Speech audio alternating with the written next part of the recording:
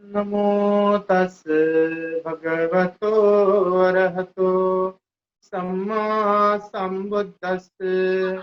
नमो तस् भगवतो अरहतो सम्मा सम्बुद्धस्स।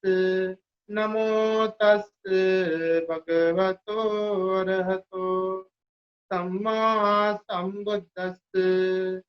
साधु साधु साधु। आमचे पूजनीय गुरुभक्तीजींना आमचं नमन असो. विश्ववंदनीय बोधिसत्व डॉक्टर बाबासाहेब आंबेडकरांच्या महान विचारांना अभिवादन करू.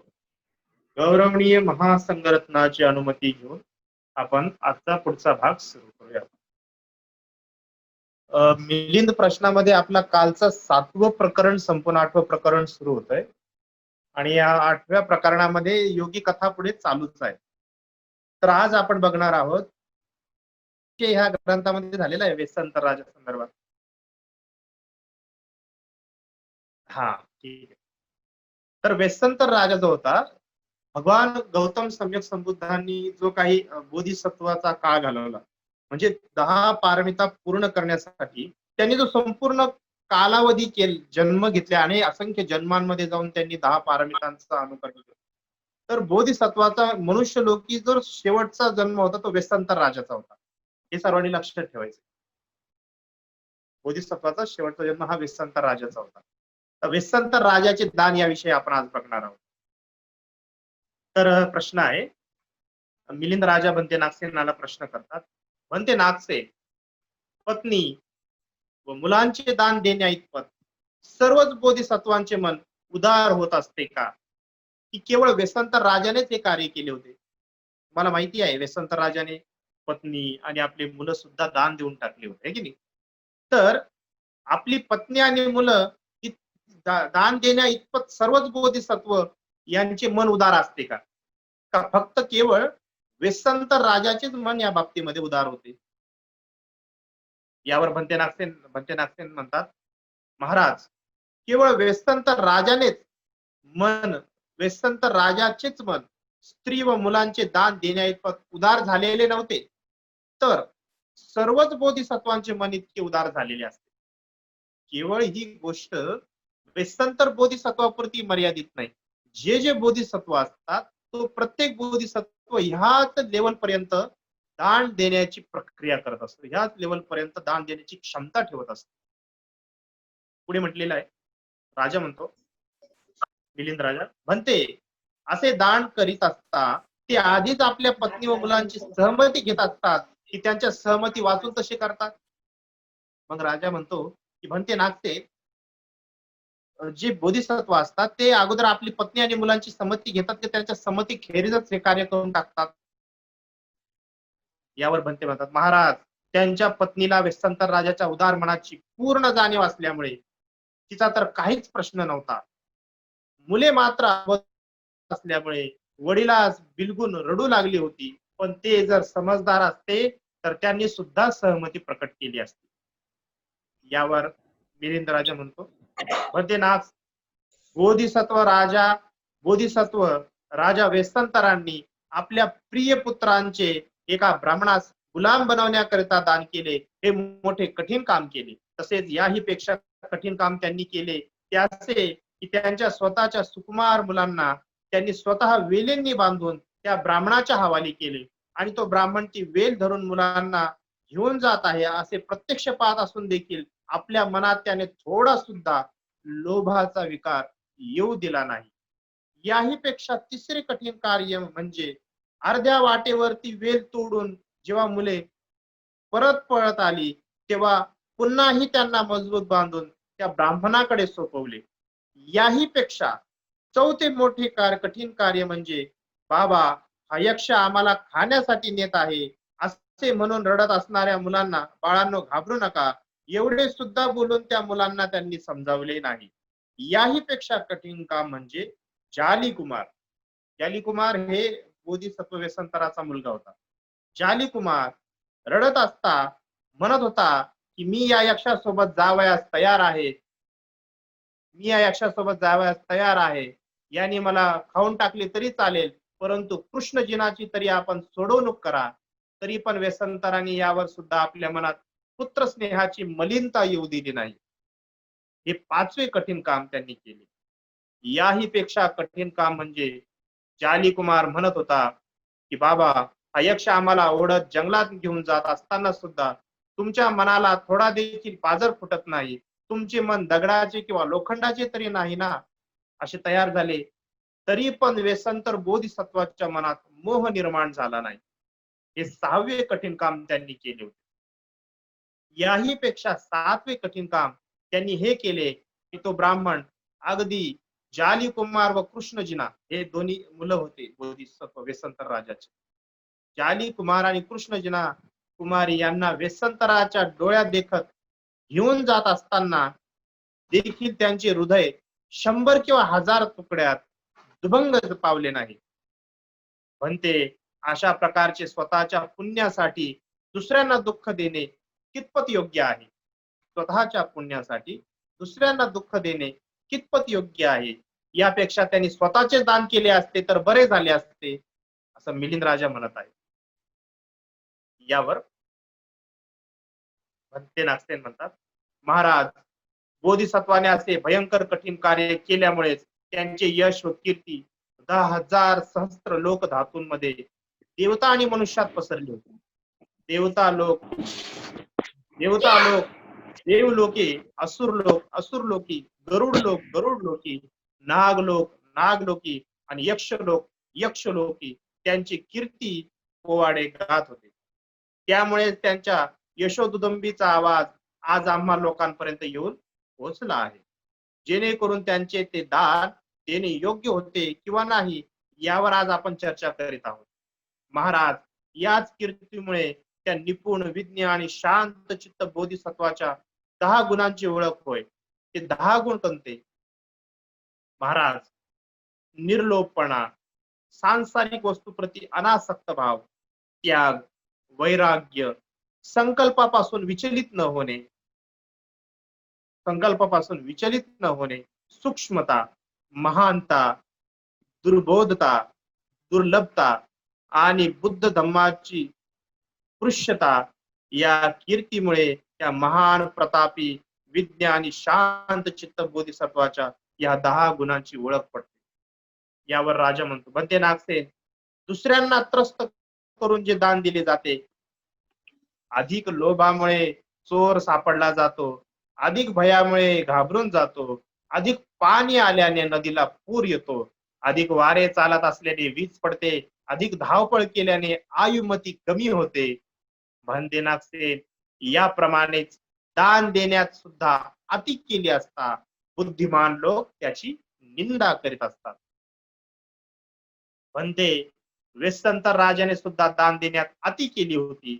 त्याचे फळ काही चांगले होणार नाही असे मला वाटते, असे या ठिकाणी मिलिंद भंते नागसेनास म्हणत आहे. राजा मिलिंद, महाराज मिलिंद भंते नागसेनास म्हणत आहे. मग भंते नागसेन काय सांगतात हे बघूया.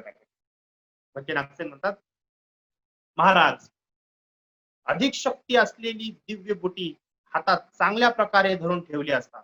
अधिक शक्तिशाली असलेली दिव्य बुटी, बुटी म्हणजे एक प्रकारची वनस्पती जेणे आजार बरे होतात, है की नाही, योग्य प्रकारे हातात चांगल्या प्रकारे धरून ठेवली असता अगदी जवळ बसलेला मनुष्य सुद्धा पाहू शकत नाही. अधिक शक्ती असलेल्या बुटीमुळे भयंकर पीडा दूर होतात आणि रोग नष्ट होते. अधिक गरम असल्यामुळे अग्नी पेटत असतो. अधिक थंडी असल्यामुळे पाणी अग्नीला विझवू शकतो. मणिरत्न अधिक गुण असल्यामुळे म्हणेल तेवढी किंमत येते. वज्र अधिक तीक्ष्ण असल्या कारणाने हिरा तयार होतो. मोती आणि दगड तो वज्र कापू शकते. पृथ्वीचा विस्तार अधिक असल्यामुळे मनुष्य, साप, मृग, पक्षी, जल, मोठे मोठे खडक आणि वृक्ष इत्यादी सर्वांचे ओझे सांभाळू शकते. कशामुळे? अधिक असल्यामुळे. सुमेरू पर्वत अतिविशाल असल्या कारणाने अचल आहे. आकाश अधिक पसरलेले असल्या कारणाने अनंत आहे. सूर्याचे तेज अधिक असल्या कारणाने तो अंधार दूर करू शकतो. सिंह उच्च जातीचा प्राणी असल्यामुळे निर्भय राहतो, है की नाही. सगळ्या प्राण्यांमध्ये उच्च म्हटलं तर सिंहच असतो, त्यामुळे तो निर्भय, त्याला दुसऱ्या कोणत्या प्राण्याची भीती नसते, है की नाही. पहिलवानात अधिक शक्ती असल्या कारणाने तो दुसऱ्या पहिलवानास आवाहन करतो. राजा आपल्या अधिक पुण्याच्या कारणाने सर्वांचा स्वामी होऊन जातो. अधिक शीलवान असल्या कारणाने भिक्षू अधिक शीलवान असल्या कारणाने नाग, यक्ष, मनुष्य आणि मार इत्यादी सर्वांच्या अभिवादनास पात्र होत असतो. भगवान बुद्ध सर्वश्रेष्ठ असल्या कारणानेच अनुपम आहे, ज्यांना कुठल्याही प्रकारची उपमा देऊन स्पष्ट करू शकत नाही, एवढे अनुपम आहेत. महाराज याप्रमाणे बुद्धिमान लोक अधिक दान देणाऱ्याची स्तुती करतात, त्यांचे कीर्ती पोवाडे गातात आणि त्याला उत्तम पुरुष मानतात. याचं उदाहरण काय असेल तर शिबिराजा. शिबिराजाने एका कबुतराला वाचवण्यासाठी आपल्या मांडीचं मांस कापून दिलं होतं. हे ऐकली असेल ही गोष्ट, आहे की नाही ऐकली? बरं. छान छान गोष्टीच्या पुस्तकात होती बघा. तर ही शिबिराजा म्हणजे दुसरं कोण नसून भगवान बुद्धांचा एक बोधिसत्वाचा जन्म आहे पूर्व कल्पामध्ये, आहे की नाही. तर जे लोक अधिक दान करतात, लोक त्यांची स्तुती करतात, त्यांची कीर्ती पोवाडे गातात आणि त्याला उत्तम पुरुष मानतात. कुणी कोणत्याही प्रकारचे दान करू शकतो, परंतु तो अधिकात अधिक दान देणारा यश कीर्तीचा भागीदार होतो. महाराज अधिक दान दिल्या कारणाने वेस्तंतर राजा 10,000 लोकात प्रशंसित झाला असून त्यांची यश दुदिंबी चौफेर गाजली. त्याच दानाच्या पुण्य प्रतापाने वेस्तंतर राजा बुद्ध होऊ शकले. देवता आणि मनुष्यांसहित या सर्व लोकात ते अग्र ठरू शकले. महाराज दान देण्यास सत्पात्र असून सुद्धा त्यांना देऊ नये अशी ही काही वस्तू आहे काय? दान देण्यास एखादा व्यक्ती सत्पात्र असून सुद्धा त्यांना देऊ नये अशी काही वस्तू आहे काय? त्यावर बनते नागसेना राजा मिलिंद म्हणतात, होय बनते. अशा 10 वस्तू आहेत की ज्यांचे अधिक दान करू नये आणि जो करील तो नरकवास भोगेल. त्या 10 वस्तू कोणत्या आहेत की त्यात अधिक दान करू नयेत? तर त्या 10 वस्तू अशा आहेत. पहिलं, दारू व ताडीचे कधी दान करू नये. दारू आणि ताडीचे कधी दान करू नये. नाच आणि वाद्यात दान करू नये. आपले लोक देतात पैसे गाणे म्हणणाऱ्याला, आहे की नाही? देतात की नाही म्हणती? अवघड परिस्थिती आहे. तर नाच आणि वाद्यात कधीही दान देऊ नये. पत्नीचे कधीही दान करू नये असं म्हणतो. कोण म्हणतो? मिलिंद राजा म्हणत आहे. बैल कापण्याकरिता दान करू नये. चित्राचे दान कधी कामोत्तेजक चित्राचे दान करू नये. शस्त्रांचे दान कधी करू नये. विषाचे दान कधी करू नये, है की नाही? साखळी दान कधी करू नये. कोंबडे डुकरे कापण्यासाठी कधी दान करू नये. खोटे वजन व तराजू दान करू नये. जो दान करील त्याला नरकवास भोगावा लागेल. म्हणते नागसेन त्या 10 वस्तूंचे कधी दान करू नये. जो यांचे दान करील त्याला नरकवास भोगावा लागेल. यावर बनते नागसेन म्हणतात, महाराज कोणते दान देऊ नये असे मी विचारित नाही. महाराज संसारात अशी कोणती तरी वस्तू आहे काय की जी दानात सत्पात्र असून देखील त्यांना ती देऊच नाही? मी हे विचारत नाहीये की कोणते दान करू नये. मी ही गोष्ट विचारतोय की संसारात अशी एखादी वस्तू आहे का की ती दान देऊ नये, म्हणजे दान देण्यास ती सत्पात्र नाही आणि ती देऊच नये असं काही एखादी वस्तू आहे काय? म्हणजे कोणत्याही गोष्टी अशा की त्या सत्पात्र नाहीये दान देण्यास. त्यावर राजा म्हणतो, नाही बनते. दानास सत्पात्र असून देखील, म्हणजे दान देण्यासारखे असून देखील त्यास दान करू नये अशी संसारात कोणतीच वस्तू नाही. कळलं तुम्हाला? म्हणजे जी दान देण्यास योग्य वस्तू आहे अशी योग्य वस्तूचं दानच करू नये अशी कोणतीही वस्तू जगात नाही. संतुष्ट होऊन कोणी सत्पात्र व्यक्तीस भोजन दान देतात, कोणी वस्त्र दान देतात, कोणी सेवक दान देतात, कोणी जमीन दान देतात, कोणी पक्षी दान देतात, कोणी चतुष्पाद प्राणी दान देतात, कोणी शहर, हजार, लाख रुपये सुद्धा दान देतात, कोणी राजपाट व कोणी स्वतःच्या जीवनाचे सुद्धा दान देतात असतात. महाराज कोणी कोणी स्वतःचे दान करू शकतात, तेव्हा तुम्ही त्या महान दानपती वेसंतर राजाने स्त्री पुत्रांचे दान केले असता यावर आक्षेप का घेत आहात हेच मला कळत नाही. महाराज कधी कधी पिता देखील असलेले ऋण फेडण्यासाठी किंवा जीविका चालवण्यासाठी स्वतःच्या पुत्रास कोणाकडे नौकर ठेवतो किंवा विकूनही टाकतो, अशा घटना सुद्धा घडत असल्याचे आपण या जगात पाहण्यात आलेले आहे काय? होय होय म्हणते. बरोबर आहे. आपले म्हणणे अगदी त्याचप्रमाणे आहे. व्यसनतर राजा सर्वज्ञता प्राप्त करून घेण्यासाठी चिंतित आणि दुःखी होता. म्हणूनच त्यांनी धर्मलाभ करून घेण्यासाठी आपली पत्नी व पुत्र दानात देऊन टाकले. महाराज, याप्रमाणे जे लोकांना देता येण्यासारखे व करता येण्यासारखे तेच व्यसनतर राजाने दिले व केले होते. महाराज भट्टे म्हणतात, असे असता आपण त्या दानपती व्यसनतर राजावर व्यर्थच आक्षेप घेत आहात. यावर मिलिंद राजा म्हणतो, नाही बनते, मी त्यांना दोषी ठरविले नाही, परंतु त्यांनी आपली पत्नी व मुलांना न देता त्या मोबदल्यात स्वतःलाच दान द्यावायला पाहिजे होते, एवढे माझे म्हणणे आहे. यावर बनते म्हणतात, महाराज, मागणाऱ्यांनी स्त्री आणि मुलांना मागितले तेव्हा ते न देता स्वतःला दान देणे उचित नव्हते.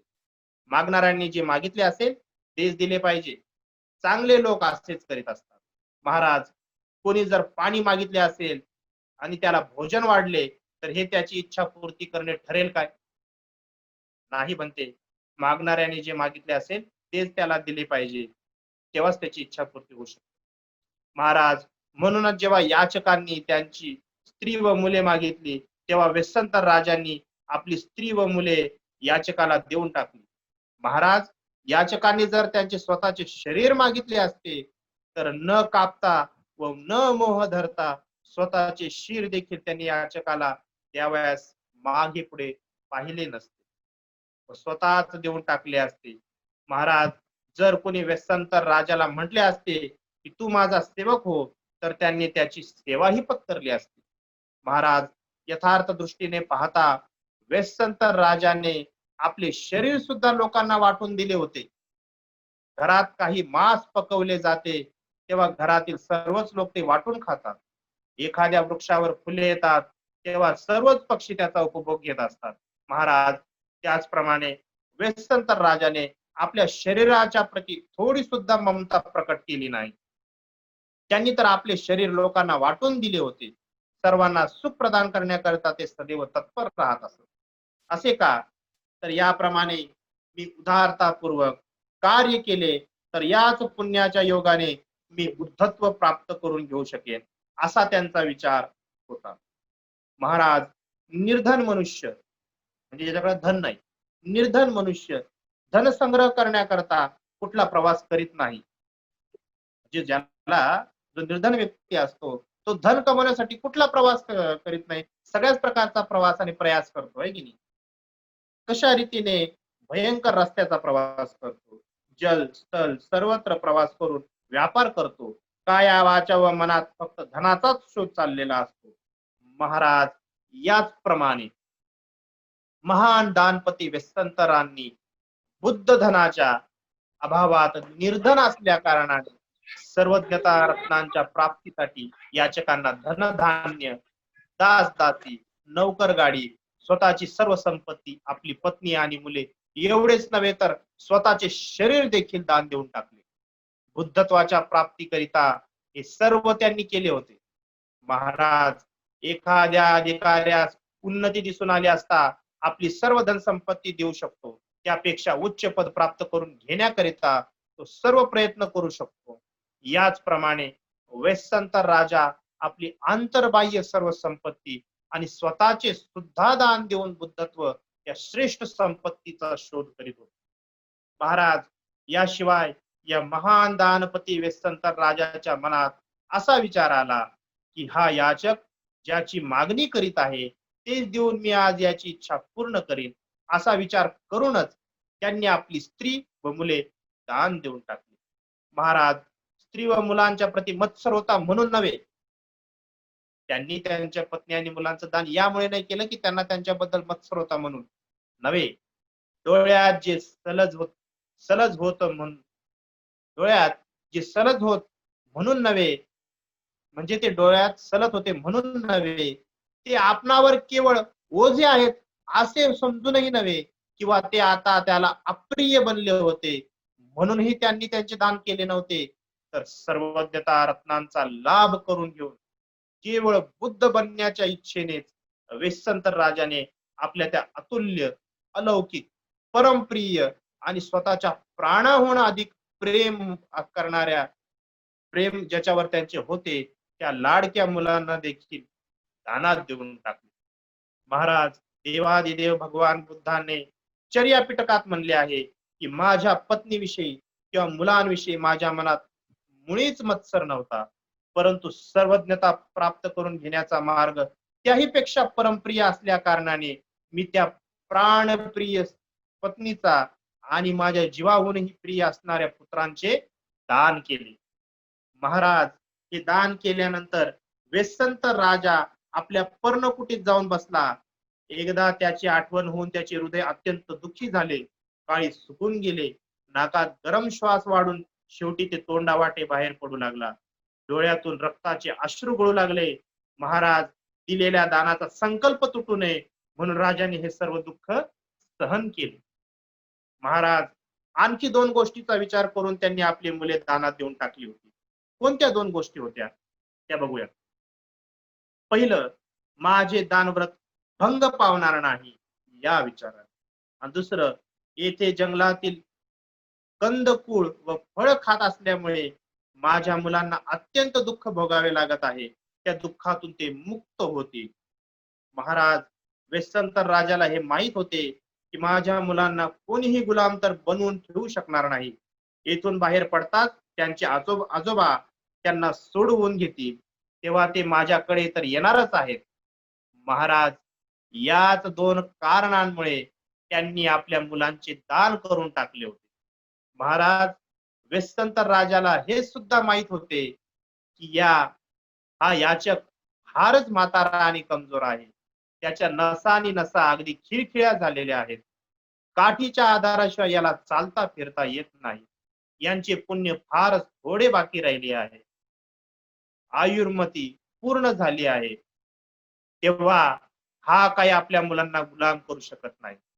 महाराज, एवढ्या तेजस्वी आणि प्रतापी चंद्र सूर्याला पकडून कोणीतरी एखाद्या पेटीत बंद करून त्यांचे तेज नष्ट करून ताटा समान त्यांचा उपभोग घेऊ शकेल काय? नाही बनते. पुढे भंतेजी म्हणतात, महाराज, याचप्रमाणे चंद्र सूर्या समान प्रतिष्ठित असा वेस्संतर राजांच्या मुलांना कोणीही गुलाम करून ठेवू शकत नाही, आहे की नाही? कृष्णजीना आणि जालीय कुमार नाव लक्षात ठेवा वेस्संतर राजांचे. कृष्णजीना मुलगी होती आणि जाली कुमार हा मुलगा होता आणि माद्री नावाची त्यांची पत्नी होती, हे लक्षात ठेवा. या संबंधी आणखी एक कारण ऐकावे. महाराज, चक्रवर्ती राजाचे 4 हात परीघ असलेले, गाडीच्या चाका एवढे उज्ज्वल, चांगल्या जातीचे, अष्टपैलू आणि चांगल्या प्रकारे कापलेले मणिरत्न, एक मणिरत्न असतो चक्रवर्ती राजाकडे, कुणी कुऱ्हाड किंवा वासला चेज करण्याकरिता वस्त्राच्या चिंध्यांनी गुंडाळून लपवून ठेवतो आणि म्हणे, आणि लपून ठेवू शकतो काय? शक्य आहे काय? नाही बनते. महाराज, त्याचप्रमाणे चक्रवर्ती राजाच्या मणिरत्ना समान तेजस्वी वेस्संतर राजांच्या मुलांना कोणीही गुलाम करून ठेवू शकत नाही.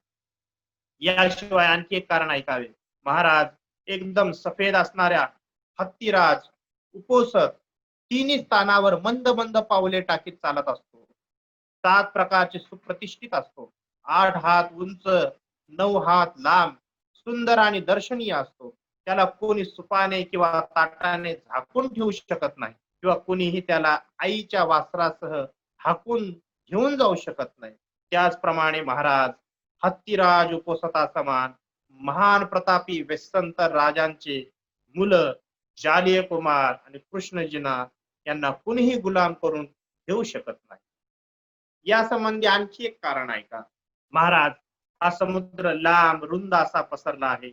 अत्यंत गंभीर, अनंत, अपरंपार, अथांग आणि अगदी खुला आहे. यांनी बाजूंनी बांधून एकच घाट करून व मुळीच करू शकत नाही. एका विशिष्ट ठिकाणी नेऊन स्वतःच्या उपयोगासाठी आणू शकत नाही. याचप्रमाणे त्या महासमुद्रासमान गौरवशाली वेस्टंतर राजाच्या मुलांना कोणीही गुलाम करून ठेवू शकत नाही. या संबंधी आणखी एक उदाहरण ऐकावे महाराज. पर्वतराज हिमालय, हिमालय पर्वत आहे ना, त्याला पर्वतराज म्हणतात. पर्वतराज हिमालय 500 योजन उंच आहे. 3000 योजनाचा परिघ असलेल्या 84,000 शिखरांनी सजलेला आहे. यातून मोठमोठ्या 500 नद्या उगम पावल्या आहेत. हा मोठमोठ्या जीवांचे निवासस्थान बनला आहे. त्याच्या कुसव्यात अनेक प्रकारचे ग्रंथ आश्रयास आहेत. शेकडो प्रकारच्या औषधांनी पुरेपूर भरलेला हा पर्वतराज हिमालय आहे आणि आकाशात गोळा झालेल्या ढगासमान उंच उंच असा दिसणारा आहे. महाराज, याप्रमाणे हिमालय पर्वतराजा समान गौरवशाली वेस्संतर राजांच्या मुलांना कोणीही गुलाम करून ठेवू शकत नाही. महाराज, वेस्संतर राजांच्या मुलांना कोणीही गुलाम करून ठेवू शकत नाही, याबद्दल आणखी एक कारण आहे का महाराज? रात्रीच्या किर्र अंधारात उंच अशा पहाडावर जळणारा अग्नी फार दूर देखील पाहता येतो. त्याचप्रमाणे वेस्संतर राजाची कीर्ती फार दूरवर पसरली होती. त्यांना त्यांच्या मुलांना कोणीही गुलाम करून ठेवू शकत नाही. महाराज, आणखी एक कारण पुढे म्हटलेलं आहे की महाराज, आणखी एक कारण ऐकावे. आणि कृष्ण जिना कुमारी करता 100 दास, 100 हत्ती, 100 घोडे, 100 गायी, 100 म्हशी आणि 100 निष्क त्या याचकास देऊन त्यांनी तुमची मुक्तता करावी. परंतु बाळ, तुझ्या आजोबांनी जर त्या याचकाला काही मोबदला न देता आपल्या अधिकाराचा उपयोग करून जबरदस्तीने तुम्हाला घेऊन जात असल्यास तुम्ही त्यांच्या बरोबर न जाता त्या याचकासोबतच राहावे, एवढा निरोप देऊन राजा वेस्संतरांनी त्यांना याचकासोबत पाठवले होते. त्याचप्रमाणे जाली कुमारची त्याच्या आजोबासोबत भेट होऊन आजोबांनी त्यांनी विचारले असता जाली कुमारांनी सांगितले की बाबा, 1000 किंमत लावून माझ्या वडिलांनी मला या ब्राह्मणास दान दिले होते आणि 100 हत्तींची किंमत लावून कृष्णजिना कुमारीस दान दिले होते. यावेळेस राजा म्हणतो, म्हणते नागसेन, तुम्ही उत्तम रीतीने समजावून सांगितले. खोट्या मतांच्या लोकांचा सिद्धांत तोडून टाकला. त्यावर आपले वजन टाकून अनंत अशा उपमांद्वारे समजावून सांगितले.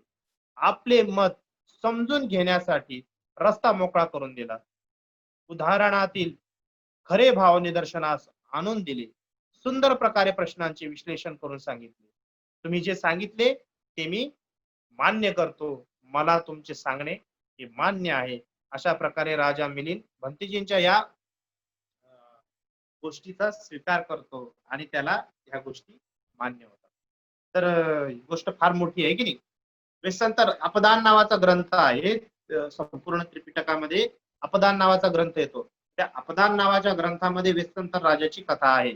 आपल्याकडं आपलं दुर्भाग्य आहे की आपल्याकडं साहित्य उपलब्ध नाहीये, आहे की नाही. जरी असेल तर पाली भाषेत आहे आणि पाली भाषा आपल्या लोकांना काही येत नाही. ज्यांना येते ते त्यातनं नॉलेज घेतात. तर बुद्ध धर्माचं साहित्य फार विपुल आणि अफाट आहे. बघा, या ठिकाणी भंतेजींनी सांगितलेले आहे खाली, ज्यांनी हा ग्रंथ अनुवादित केलेला आहे त्यांनी खाली एक टीप दिलेली आहे, की अशी दिलेली टीप खाली की चतुर्वे साराज्य नावाचं सुत्त आहे. त्याच्यामध्ये म्हटलेलं आहे, कोणीही श्रमण, ब्राह्मण, देव किंवा मार्का असे ना, पण तो आपल्याकडे या बाबतीत बोट सुद्धा दाखवू शकत नाही. दुसरं, आपण सांगितलेले बुद्धात दिसून येणारे गुण आपण प्राप्त केले नाही. अर्थात ते क्षीण झाले असे जे आपण म्हणतो ते आपले अजून क्षीण पावले नाही. त्यामुळे आपल्याला या गोष्टी समजत नाही. आपल्याला हा विरोधाभास वाटतोय की नाही, म्हणजे आपल्याला हे दुःख वाटतं. वरच्या स्थितीत ज्या गोष्टी अंतराय आणतात असे आपण म्हणता, त्यांचा अभ्यास करणाऱ्यास त्या तशा दिसून येत नाही. ज्या उद्देशाने आपण धर्मोपदेश करीत असता त्या धर्मानुसार चालणाऱ्यास मुक्तीचा लाभ होऊ शकत नाही, हे की नाही. पुढे सांगितलेले बऱ्याच गोष्टी सांगितलेल्या आहे की भगवान बुद्धांचे 10 बलांचा उल्लेख केलेला आहे. स्थानास्थान म्हणजे कोणतं स्थान योग्य आणि कोणतं स्थान अयोग्य या संदर्भात. कर्मविपाक विपाकाबद्दलचं ज्ञान.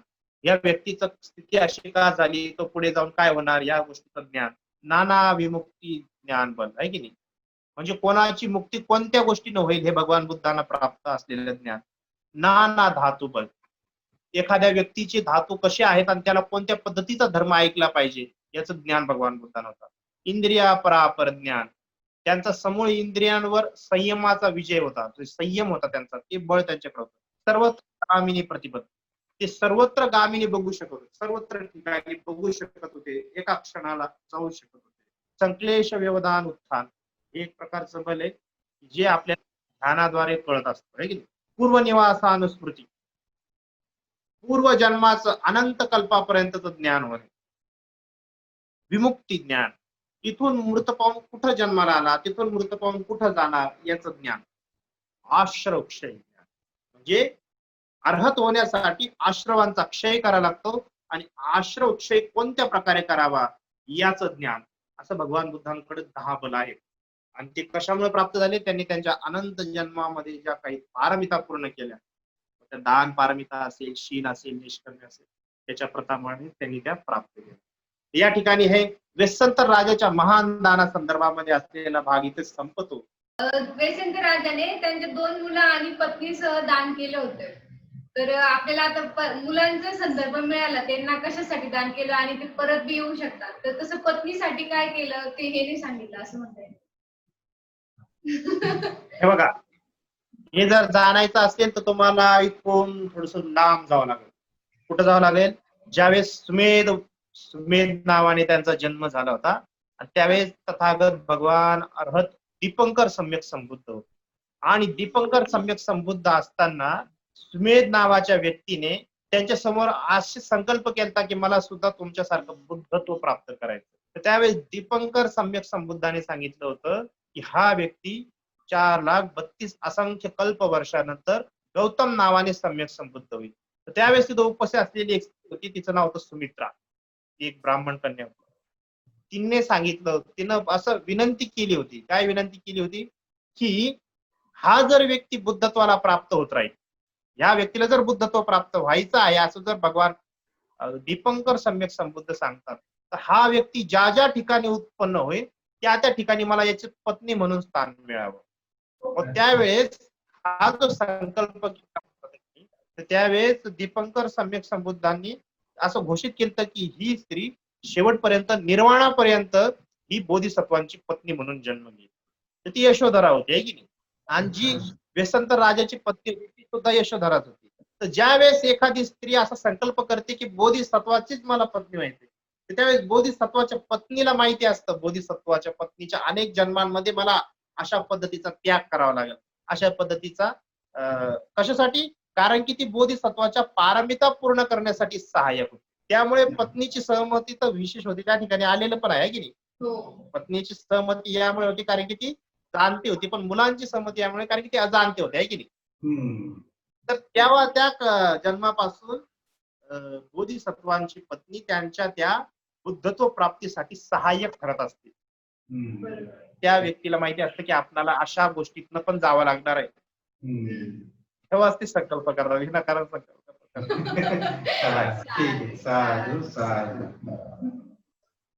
जी काही धम्मदेशना ऐकली, या धम्मदेशनेच्या महान अशा पुण्यकर्माच्या बलातनं आपल्या सर्वांना याच भगवान बुद्धांच्या शासनामध्ये उत्तम 4 आर्य सत्य साक्षात करण्याचे भाग्य प्राप्त होते. साधु साधु साधु. सभेंद्रियो विवाज्यन्तु साप्रोगो विनस्ततु माते भवन्तिरायो सुखिदीर्घो भव. अभिवादनशीलाञ्च नित्यं वर्धापचायिनो चत्तारो धम्मवर्धन्ति आयुवन्न सुखं बलम्.